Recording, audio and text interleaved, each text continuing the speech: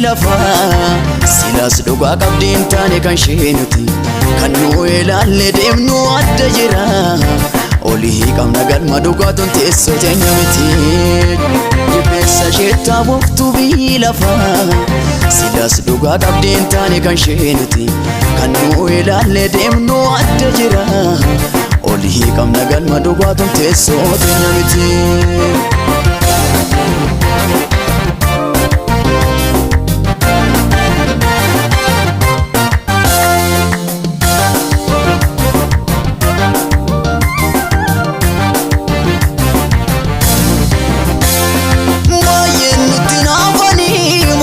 Keenya arganii waa'ee keenyaaf mariitaani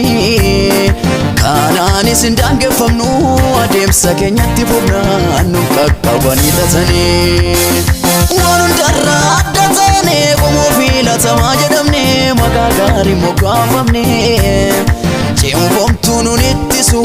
mallattoo ofirraa qabna Yesuus hin jaaffeffamne darbufomtuu nun ittisu mallattoo ofirraa qabna nu dhiigan jaaffeffamne nu to'ifa biyya lafaati warra abboon harka jiruuti wantuuf cuftuu amaraati durseen nu beeka galaannu hin nyaatu warra netaanu abiddaaf sooran taanu nu to'ifa biyya lafaati warra abboon harka jiruuti wantuuf cuftuu amaraati durseen nu beeka galaannu hin nyaatu warra netaanu abiddaaf sooran taanu.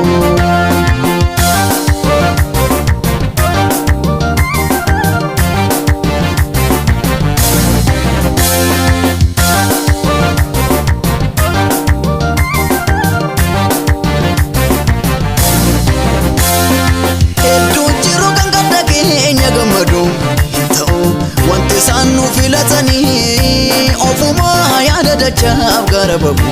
tasuma kufuu keenyan arganii kan lollu agarrate sun irra fuumni mugus nu hamtuu nun argattu milkooftee karoona isheettiin gammaddu akkasuma nafuuftuun dabamaltu hedduu jiru kan gadda keenya gammadu hin ta'u wanti isaan nu filatanii ofuma yaada dachaaf gara babu tasuma badii teenyan arganii kan nuuf loolu dhimma keenya birrafu hin gos nu hamtuu nun argattu milkooftee karoona isheettiin gammaddu bara qabdu afuuftuun dabamaltu keenyatu caala hundumaa keenyatu caala waraa keenyatu caala ulfina waa hunda caalu maatibba keenya madaala keenyatu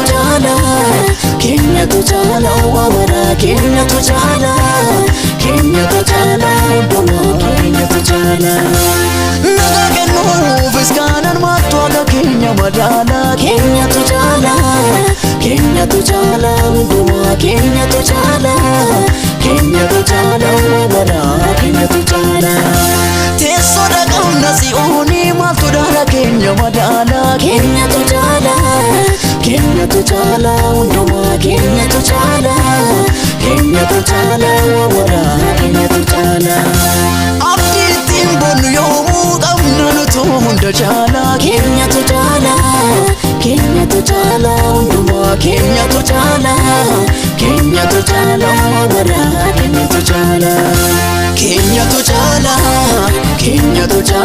hundumaa keenyatu caala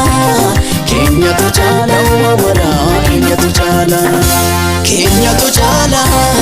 keenyatu caala hundumaa keenyatu caala waraa keenyatu caala